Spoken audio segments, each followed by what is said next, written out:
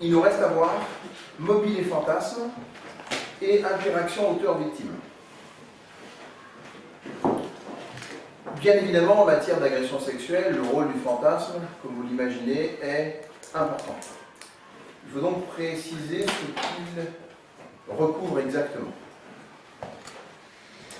Le mobile est une raison d'agir. C'est une cause, un motif pour poser un acte. Ceci se situe dans le domaine du conscient, du rationnel, de la réflexion, de la volonté, de la détermination. C'est donc un élément du conscient. Mot-clé rationnel. Et après, vous avez le libre arbitre qui va réfléchir, vouloir déterminer telle ou telle organisation de l'acte en conséquence.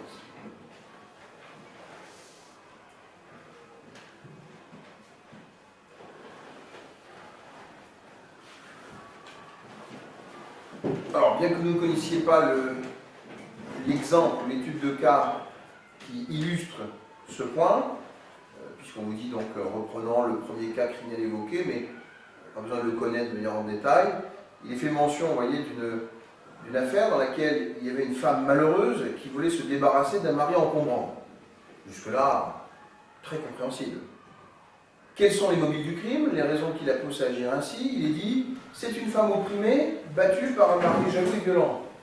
Bon, n'importe qui sensé comprendrait que soit on fuit, soit on se débarrasse de l'oppresseur. Deuxièmement, elle craint pour elle-même et pour ses enfants.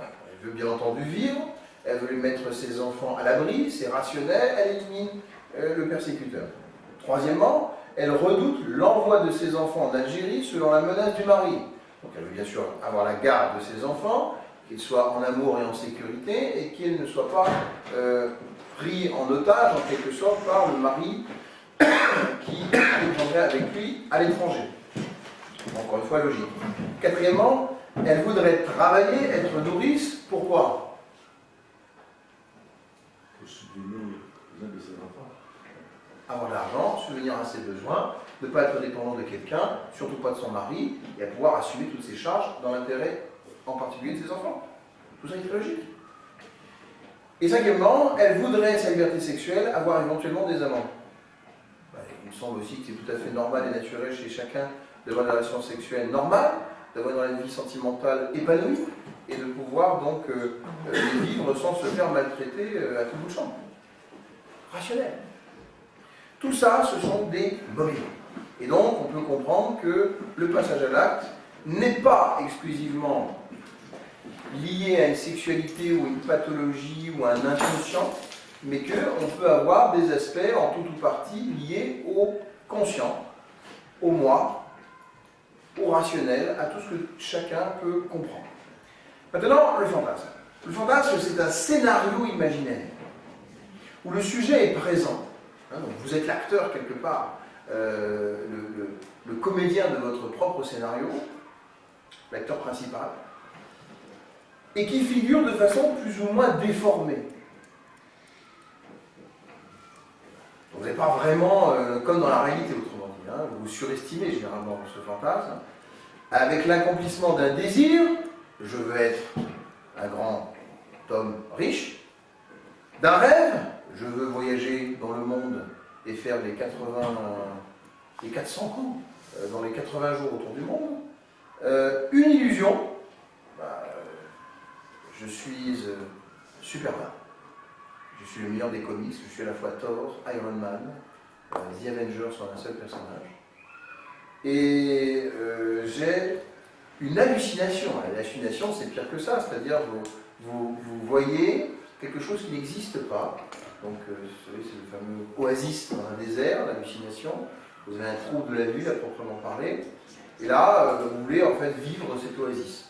Vous voulez vivre ce trip peut-être, je ne sais pas, de bondage, de relations sexuelles en groupe, je ne sais pas, d'avoir 10 Ferrari. Voilà. Mais vraiment l'illusion. Vous savez, quelque part, ça n'arrivera jamais. Mais au moins, vous l'imaginez de manière très scénarisée. Alors pourquoi un fantasme? Maintenant, on a bien compris ça, que ce n'était pas que sexuel, c'est peut-être le pouvoir, c'est peut-être une illusion, ça peut être plein de choses en fait, il faut l'élargir. pourquoi ce fantasme est écrasant et concourt au passage à l'acte chez certains individus. C'est ça qui est intéressant. Alors, c'est résumé donc par ces trois aspects. D'abord, le type de personnalité, ensuite le surmoi et enfin le ça. Le type de personnalité qu'on retrouve très souvent, d'ailleurs c'est lié avec Pilatel, le fameux criminologue français qui avait très bien résumé l'histoire, avec l'un des traits récurrents des personnalités criminelles, à savoir l'égocentrisme. C'est le pur orgueil, c'est le pur égoïsme, ne penser qu'à soi, la satisfaction immédiate de ses besoins, évidemment, qui est à l'origine des passages à l'acte, y compris fantasmatiques. On comprend bien que quand il s'agit, par exemple, pour reprendre l'exemple de tout à l'heure, l'accomplissement d'un désir, si je désire être le premier dictateur ou le premier empereur du monde, c'est purement égocentrique. C'est vraiment être au sommet de la pyramide. S'il s'agit d'un rêve, je veux faire les 400 coups en 80 jours de voyage autour du monde, Jules Verne, eh bien, on comprend bien aussi qu'il s'agit d'un égocentrisme pur. Vous êtes le nombril du monde, et seul votre plaisir compte. Le rêve pareil, l'illusion pareille, l'hallucination pareille, et qui se joint avec le narcissisme. Alors c'est quoi la différence entre l'égocentrisme et le narcissisme, M. Bachat? C'est quoi la différence selon vous entre l'égocentrisme et le narcissisme? C'est quoi le narcissisme? C'est un excès d'amour pour soi-même. Enfin, dans des cas pathologiques, hein. Le narcissisme n'est pas forcément une psychopathologie, c'est une idée aussi. Alors, il y avait un personnage de la mythologie qui s'appelait Narcisse. Et qui donc était moi je. Je suis le plus beau, je suis le plus fort, je suis le plus intelligent, je suis moi. Ça nous renvoie aussi à l'effet miroir de la reine dans Blanche-Neige, qui ne peut s'empêcher de regarder tous les matins dans le miroir si elle est la plus belle du royaume. Vous voyez? Alors, si on est narcissique, on est forcément égocentrique. Mais l'inverse n'est pas vrai. On peut très bien être égocentrique sans être narcissique. Narcissique, c'est une couche en plus, hein, où on sort sur son ego, enfin sur son narcissisme, c'est-à-dire sa fierté. Voilà. On se survalorise, on se surestime. C'est pas uniquement être le nombril du monde. Vous voyez, on peut être nombril du monde en étant le petit bébé qu'on nourrit tous les jours en lui donnant tout ce qu'il veut. D'accord? Mais narcissisme, c'est « Ah, je suis le meilleur bébé du monde. Je suis le plus beau bébé du monde. Je suis le plus désirable. » Je veux dire, pourquoi on ne m'a pas encore embrassé? Je me demande pourquoi. Donc, c'est ça. On voit bien que le narcissisme s'ajoute à l'égocentrisme. C'est pas uniquement être regarder sur mon nombril. C'est un super nombril que j'ai. Ensuite, vous avez l'immaturité affective. Donc l'immaturité affective, c'est la pulsion de l'enfant qui veut absolument vivre la chose de manière très directe, très pressante, très instinctive, très. Je parlerai ça, j'ai 1000 fois parlé, mais affective. Donc c'est le caprice. Le caprice. Tu ne m'as pas acheté mes fleurs. Le chantage affectif. Si tu ne me donnes pas ça, tu n'auras pas ça. Chantage sexuel. Tu ne vas pas m'acheter une voiture, tu n'auras pas de relation sexuelle.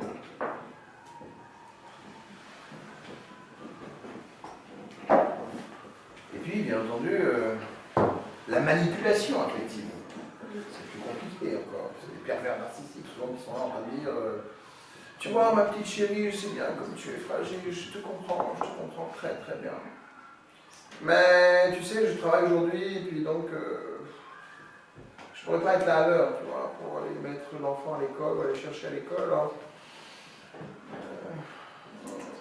ça va aller, tu vois. Tu vas y aller pour moi. Hein.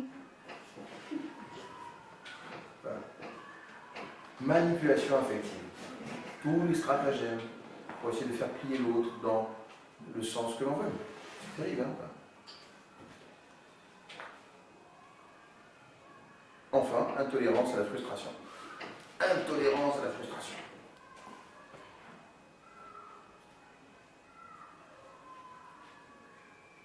La sagesse est tout le contraire. La maîtrise de soi. Comment penser aux autres aussi. C'est-à-dire, quand on est intolérant à la frustration, mais ça peut être des détails. Hein. On nous fait une remarque, un regard, un truc qui ne va pas, voilà, ça nous frustre parce qu'on devrait toujours, puisqu'on est narcissique, puisque tout nous est dû. Pourquoi voulez-vous rabaisser ma condition? Une espèce de petit freluquet. Il y a le côté aussi un peu comme ça, la personne de la haute société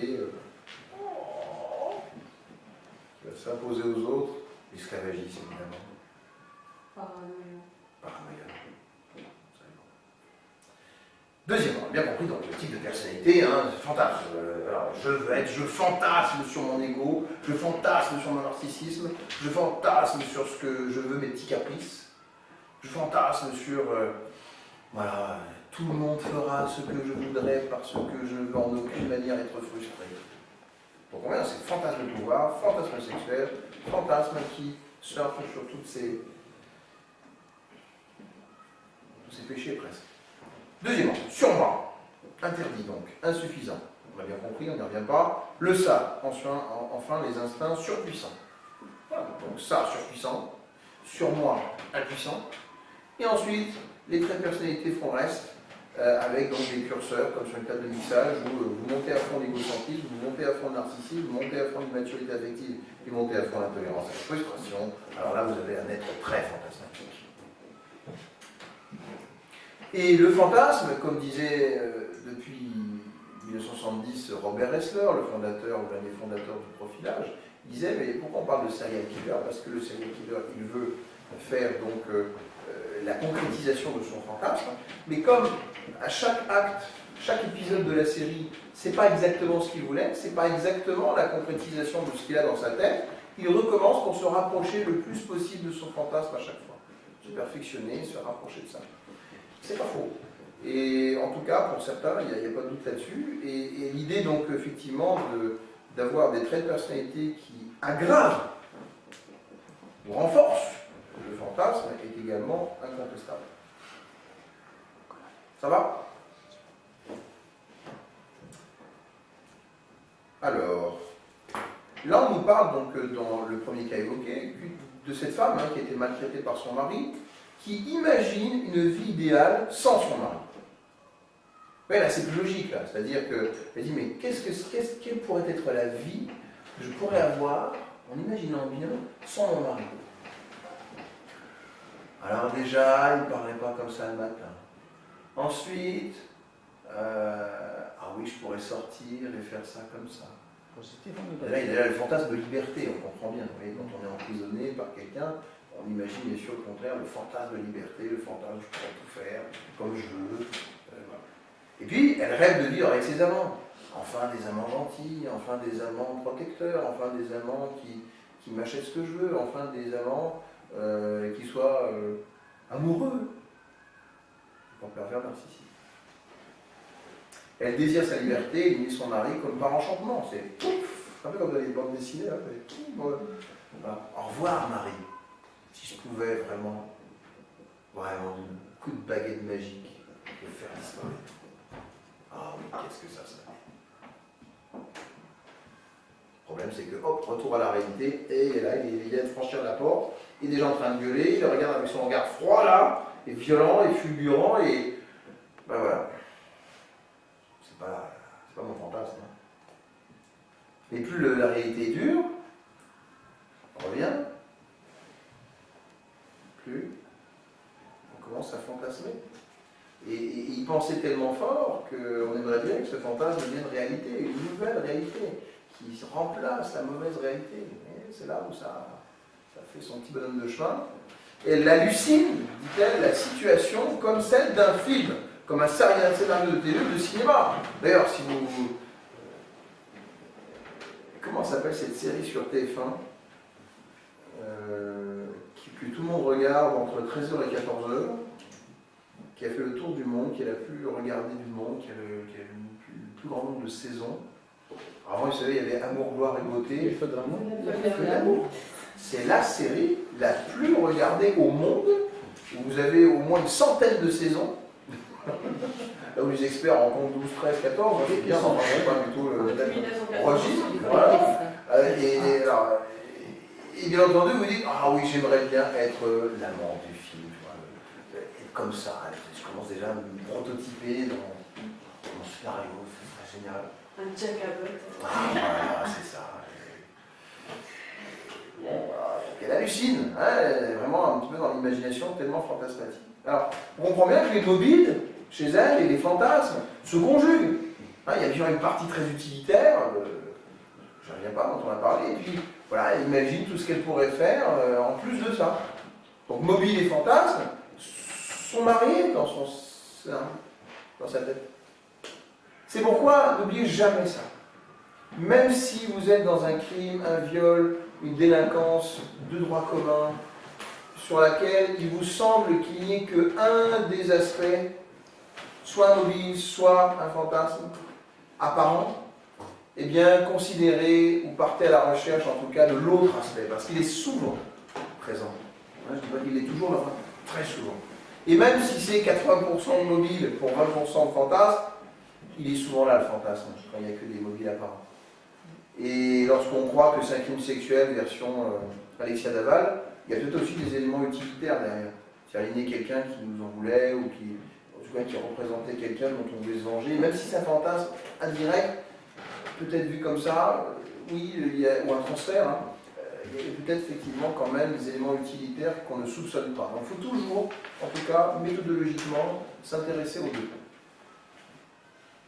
Concernant le jeune criminel, ses mobiles sont d'abord d'ordre pratique et existentiel. Par exemple, il veut sortir de sa situation de SDF. Enfin, même si vous ne connaissez pas le cas, vous comprenez la logique. Il veut donc sortir de la situation de SDF, il ne veut pas souffrir, c'est logique. Il veut le gîte et le couvert comme toute personne raisonnable, logique. Il veut de l'argent, se mettre à l'abri du besoin, logique. Bon. Et au plan du fantasme, il est ému par cette femme battue, ce qui évoque sa propre situation familiale d'enfance, où lui-même l'a été. Hein, donc il s'identifie à l'expérience de cette femme, et il se verrait bien en sauveur. Donc vous comprenez ce qui a bien pu se passer dans cette affaire-là, c'est quoi? Il y a un SDF qui se reconnaît en elle, qui aimerait bien la sauver. Elle imagine un homme qui pourrait la protéger, lui amener à une vie meilleure en éliminant le mari maltraitant. Donc qu'est-ce qui se passe très logiquement? Ces deux-là se rapprochent plus ou moins, et le SDF va tuer le mari. Logique. C'est où on voit bien d'ailleurs la conjonction entre le fantasme du SDF, du complice, du co-auteur, comme vous voulez, qui va tuer le mari, et le fantasme de la femme qui attend son sauveur, qui attend le compagnon idéal, et qui va effectivement, temporairement, puisqu'ensuite tout le monde va être emprisonné, donc ça va être super, hein, la libération totale dans ce cadre. Mais c'est comme ça. Et donc, de nouveau, les mobiles et les fantasmes se conjuguent et se renforcent pour rendre la situation souhaitée réalisable, envisageant alors froidement de tuer le mari encombrant ou contre-finance. Voilà, c'est tout. Dans le deuxième cas, il y a donc également des éléments, je vous laisse le découvrir, mais je crois que les choses sont claires, hein. Je ne vais pas m'y attarder. Je crois que vu le temps, on a à voir néanmoins l'interaction entre les auteurs et leurs victimes. Le troisième fichier, si vous voulez bien, avant d'aller manger. Alors nous pourrons voir un cas réel cet après-midi avec grand plaisir. Alors,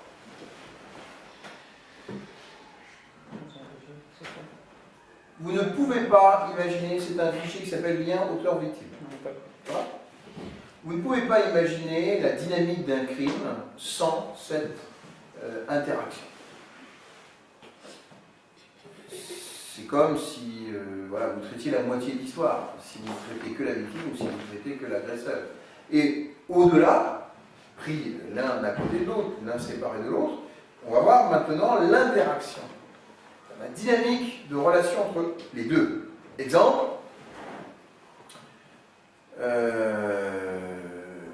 je t'emmerde, Bourdin. Laquelle Bourana, oui, laquelle Bourana va me regarder et dire, oula, qu'est-ce qu'il me dit, bon.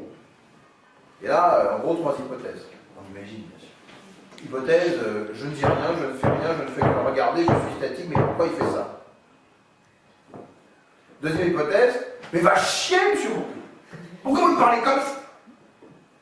Et puis troisième temps, il me semble qu'il ne faudra pas trop me chercher, parce que si vous continuez, là, je vais vous tomber dessus bientôt. Donc, en fonction de ces 3 réactions, de l'interaction donc qu'on va jouer, là, moi je vous réponds, vous m'emmerdez toujours pour un arbre. Alors là, si vous êtes déjà dans la deuxième situation, je sens que mon sort est définitivement tracé. Si vous avez toujours le premier cas, vous pourriez dire, ah oui, non, il dit ça, bon ben voilà, il me dire ça, il me dit ça. T'oublies sur la carapace de mon indifférence, mais t'as pas même la cuirasse de ma sensibilité, vous vous souvenez? Mais là, en fonction de votre réaction, vous avez peut-être un choix, en tout cas si vous êtes suffisamment tolérante à la frustration. Le troisième choix, c'était, bon, il ne faut pas trop me chercher, parce que si vous continuez, mais là vous pouvez me dire, bon, d'accord, j'ai compris, vous voulez vraiment me chercher? Ok, allez, je vais me chercher moi. Ça me fait. Mais vous avez l'autre possibilité, et ça c'est vous, hein, à qui il appartient la suite des événements. C'est là, maintenant, vous voyez ce portable là, hein, je vais vous le balancer là, à la tête, et c'est terminé. Okay, et là, ça peut se dégénérer, évidemment. Bon. De la réaction de la victime, vous avez bien compris, qui va rapidement devenir agresseur, en fait, hein, en fonction de sa réaction. De victime, on devient agresseur si on commence à réagir. Alors, il y a un jeu d'interaction. D'ailleurs, qui est victime, qui est agresseur quand on commence à réagir? Qui est victime, qui est agresseur quand on commence à utiliser les armes de l'agresseur de la même manière, quand on devient l'agresseur? Alors, celui qui a insulté le premier puis il insulte le deuxième, c'est qui après la victime et l'agresseur? La deuxième victime va dire, ah oui, il m'a provoqué, c'est lui qui a commencé. Hein, combien de fois on entend ça? Mais une fois que vous avez dit la deuxième insulte, vous êtes qui? Vous êtes aussi coupable que le premier. Vrai ou pas vrai? Voilà. C'est tellement vrai qu'un magistrat, lorsqu'il y a une bagarre, une rixe, vous voyez, où on a bien compris qu'il y en avait peut-être un qui avait commencé, mais si l'autre a répondu, il commence à se taper dessus, à moins qu'il y ait un geste, bien sûr, qui se distingue de tous les autres, genre le footballeur qui envoie une tannée de pied dans le visage du supporter, là on le voit vraiment. Hein, bon. Mais en dehors de ça, si on est juste comme ça des deux côtés, c'est 50-50. Tout le monde va effectivement coupable au vu de la justice.